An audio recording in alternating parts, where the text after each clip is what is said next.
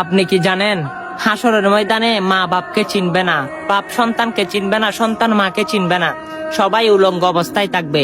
আল্লাহ রাব্বুল আলামিন যখন অর্ডার দিবে তখন তানে চুবার মতো উড়ে উড়ে সবাই জাহান্নামে পড়বে। সে কঠিন সময় যদি আমার আকা মুস্তাফা মুহাম্মদুর রাসূলুল্লাহ সাল্লাল্লাহু আলাইহি সাল্লাম আপনার কাছে এসে যদি বলে, এই উম্মত চলো আমার সঙ্গে একসঙ্গে জান্নাতে চলো, তখন সে মুহূর্তটা কেমন হবে? অবশ্যই সে নবীকে দুনিয়া থাকাকালীন ভালোবাসতে হবে।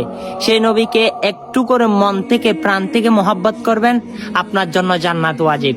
কারণ সেই রসুল আপনার জন্য এত কান্না করেছেন, হাসরের ময়দানে আপনার জন্য ইয়া হাবলি উম্মতি উম্মতি বলে কাঁদবে।